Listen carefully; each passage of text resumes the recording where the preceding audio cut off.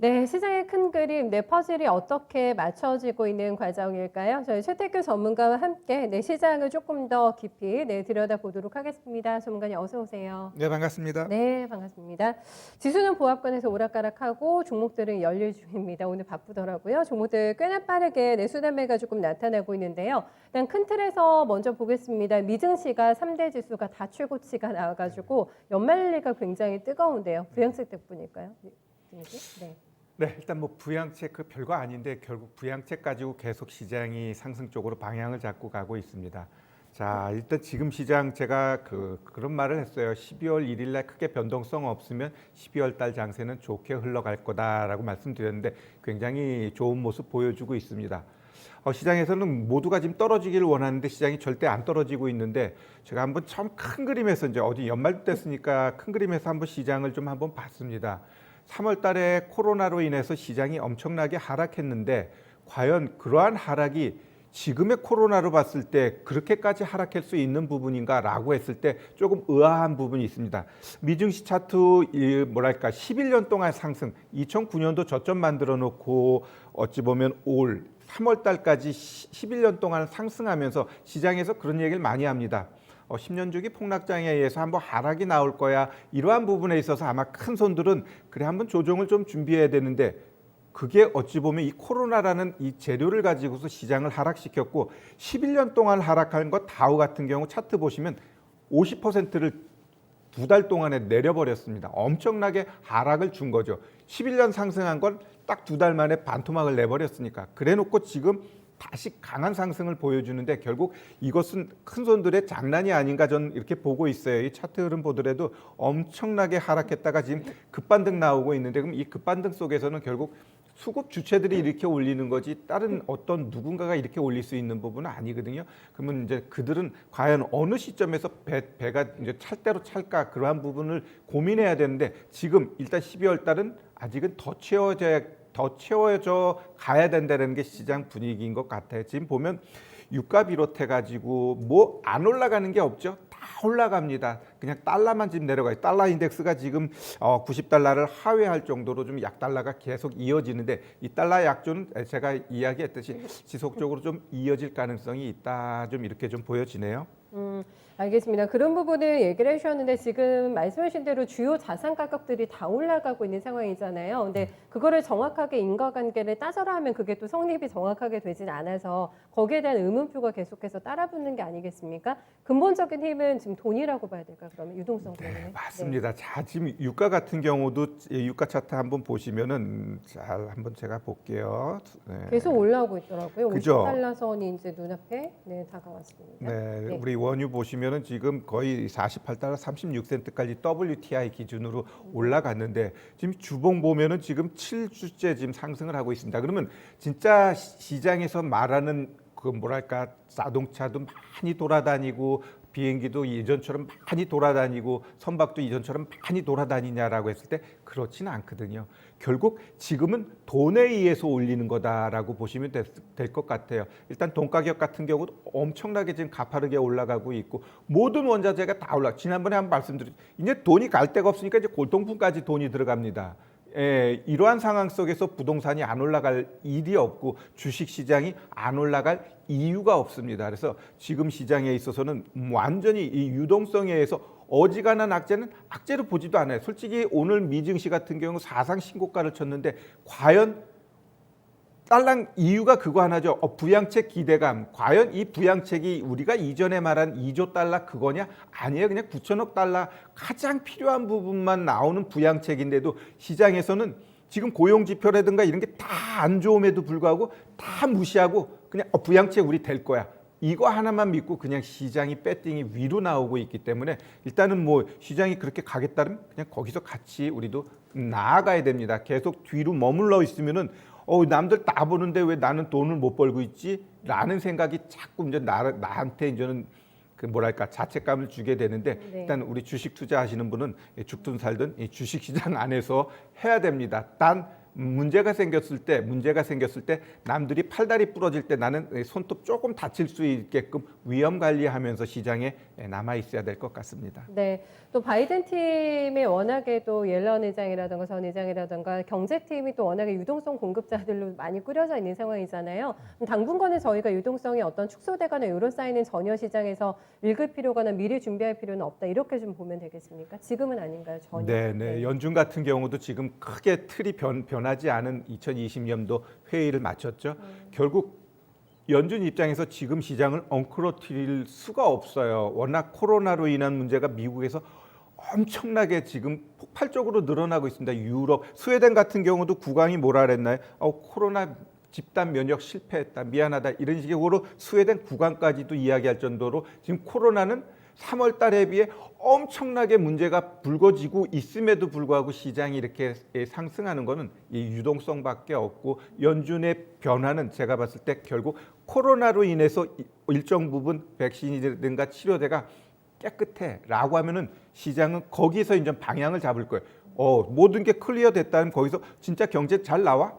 고용 지표 안 나와? 그러면 오히려 이제 그때 가가지고는 그러한 것, 지금은 무시했던 것들이 하나하나 불거지면서 시장을 하락시킬 수 있는 요인이 된다라는 겁니다. 그래서 지금은 워낙 안 좋으니까 안 좋은 거에 대해서 긁어부스럼을 안 만들고 일단 토닥이는 분위기라. 그러면 일단 우리는 코로나가 안 좋으면 안 좋을수록 시장은 계속해서 간다라고 좀 아이러니하지만 그렇게 이해하고 가야 될 것 같습니다. 명확하게 캐치가 되네요. 그러니까 지표가 안 좋아도 오히려 증시가 더 가는 게 당분간 유동성이 축소되지 않을 거라는 믿음 때문이라고 합니다. 시장 상황하에서 같은 재료를 이렇게 다르게 해석한다라는 거를 포인트로 조금 잡아주셨는데 왜 강한지 이해하면서 대응 전략까지 함께 저희 들어봤어요.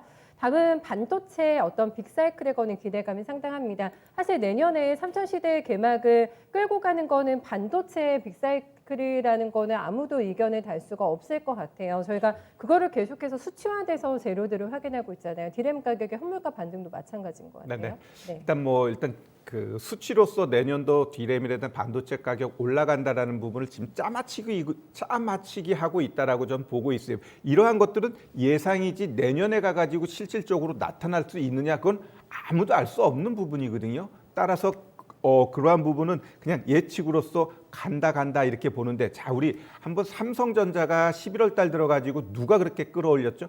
외국인이 끌어올렸어요. 그러면 외국인이 지금 현 시점에서 삼성전자를 많이 사 있느냐라고 했을 때 절대 아니에요. 11월 1일부터 어제까지 봤을 때 지금 누적으로 달랑 2,800억밖에 사질 않았어요.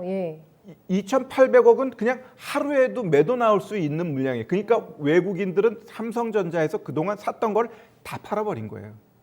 그러면 외국인이 이러한 스탠스 치고 가면서 개인이 계속해서 샀을 때 삼성전자가 올라가느냐라고 했을 때 아마 횡보 쪽으로 갈 것 같아요. 그러면 거래소 역시 여기서 치고 날아가느냐라고 했을 때 삼성전자가 올라가지 않으면 지수는 올라가는데 버거울 수밖에 없어요. 그러면 그 안에서 종목별로 움직임이 나타난다. 왜? 시장이 안 죽으면 일단 그 안에서는 시장보다는 종목별 장세가 이어진다라고 보시면 돼요. 어제도 장중에 흔들렸지만 어떻게 돼요? 막판에 올려버립니다. 다시 이야기하면 하락할 것 같다가도 뭔가 받쳐주면서 다시 끌어올리면서 지금 시장은 절대 안 죽어라는 게 계속해서 나타나고 있기 때문에 오히려 시장에서 흔들리면서 내려가면 매수 기회로 보셔야 돼요. 최근 1주, 2주 흐름이 다 그렇게 나왔어요. 그러면 삼성전자, 반도체 빅사이클 너무 많은 섹터가 있어요. 그래서 제가 월요일 날은 딱 집어가지고 1주, 2주 한번 휴대폰 부품주 보자 이렇게 말씀드렸죠. 맞아요. 네, 우리 한번 세 종목 한번 제가 리뷰 한번 해드리도록 하겠습니다. 네. 먼저 아모텍 한번 볼게요. 일단 아모텍은 전체적인 휴대폰 안테나라든가 다양한데 얘는 플러스 뭐가 있다 그랬죠? MLCC가 있다고 그랬습니다. 그러면 MLCC 관련된 종목군들 최근에 굉장히 좋은데 결국 아모텍 같은 경우도 차트 흐름 보면 어때요? 다시 고점 치고 올라가고 있죠? 이격은 벌어지고 있지만 제가 봤을 땐 최근의 고점이 35,650원인데 여기 분명히 치고 올라갈 수 있다라고 보여지니까 그러한 측면에서 저는 추천드릴 때 항상 좀 서둘러서 사지 말고 기다리면서 보고 또 오늘 당장이 아니라 1주, 2주의 흐름을 보면서 목표가를 잡자 이렇게 좀 말씀드리고 있어요. 그다음에 이제 우리 대덕전자도 한번 볼게요. 대덕전자도 보시면 어때요? 오늘 고점 만들어 놓고 다시 음봉이에요. 즉 장대 양봉 나오고 음봉 나오고 양봉 나오고 음봉 나오고 이건 뭐예요? 고점을 높여가면서 음봉 나온다는 건 계속 가겠다라는 거거든요. 따라서 이 종목 같은 경우도 지금 5일선이라는 지지라인 계속해서 지켜주고 있기 때문에 제가 봤을 때 이 종목은 단기적으로 일단 한 12,800원이라는 목표가 충분히 볼 수 있을 것 같아요. 막 20%, 30% 그건 나중 문제고 우리 시청자 여러분들은 뭐 7%, 10% 이러한 수익부터 챙기는 게 좋지 않을까 이렇게 보여지고요. 마지막으로 이제 파트론입니다. 파트론 같은 경우도 어제 고점 만들고 지금 5일선 지켜주고 있죠. 지금 시장에서 가장 중요한 것은 휴대폰 카메라 렌즈인데 렌즈가 최근에는 막 4개, 5개 막 이렇잖아요. 그러면 이 카메라 모듈 관련돼서 파트론도 지금 차트 흐름 보면 굉장히 예쁘게 만들고 있는 거예요. 싸주고 조정주고 싸주고 조정주고 지금 싸주고 다시 조정주고 이러한 패턴 가게 되면 다음 주쯤 되면 어떻게 돼요? 일단 뭐 11,000원 이 정도는 충분히 치고 올라가 있는 모양새 연출된다라고 좀 보여집니다. 알겠습니다. 반도체 안에서는 종목을 잘 픽해야 된다고 하네요. 네, 거기에서 휴대폰 부품주로 섹터 잡아주셨고, 네, 탑3 네, 기억해 주시면 될 것 같아요.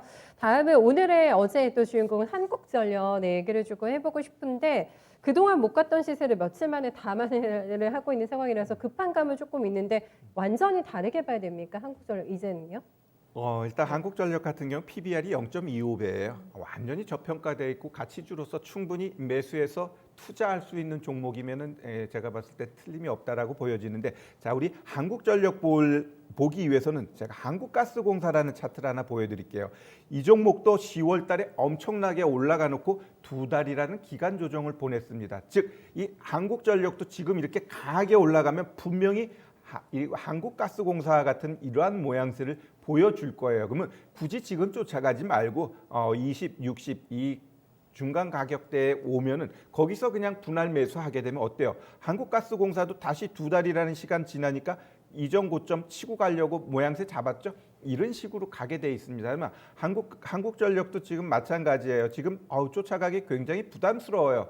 그리고 여기서 조금 더 간다 해봐야 내가 봤을 땐 5%, 10% 가면은 끝나네요. 왜? 조정 들어오게 돼 있거든요. 그러면 이러한 조정은 한국가스공사 거의 같은 유틸리티 종목이니까 잘 보시면서 이런 흐름으로 가겠다면 얘도 그렇게 가게 돼 있어요. 그래서 그러한 부분 맞춰서 대응하면 될 것 같습니다. 또 배당 이제 노려볼 만한 시점에서 이런 빅코세가 나와가지고 지금 얘기해주신 눌림목이 나오면 그때부터는 추세 대응 가능하세요? 아니면 너무 기대 수익률을 높이 가져가는 건 아직까지는 무리일까요?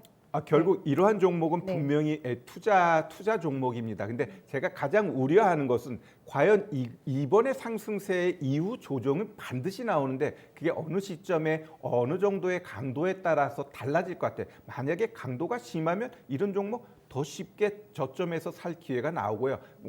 그렇지 않고 그냥 단순 눌림 주고 추가적으로 상승한다면 분명히 어찌 보면 최근 앞으로 이제 조정 나오는 그 자리가 적절한 매수 자리라고 보여지는데 그것은 좀 시장도 좀 봐야 돼요. 그렇다면 일단은 네. 조정 들어오면 일정 부분은 한번 매수는 가능하다 보여지네요. 네, 알겠습니다. 그렇다면 마지막으로 네, 오늘장 큰 그림을 네, 그려주세요. 어떻게 잡아주실까요? 네, 일단 삼성전자가 못 가면 시장이 막힌다 그랬죠. 그럼 일단 개인들이 지금 시장 주도하니까 개인이 주도하는 장세가 이어지고 거기에 맞춰서 개별주 대응이 가장 합리적인 흐름이 아닐까 이렇게 좀 보여집니다. 네, 그렇게 시장과 한번 박자 네, 맞춰보겠습니다. 전문가님 이번 주도 고생 많으셨어요. 네, 감사합니다.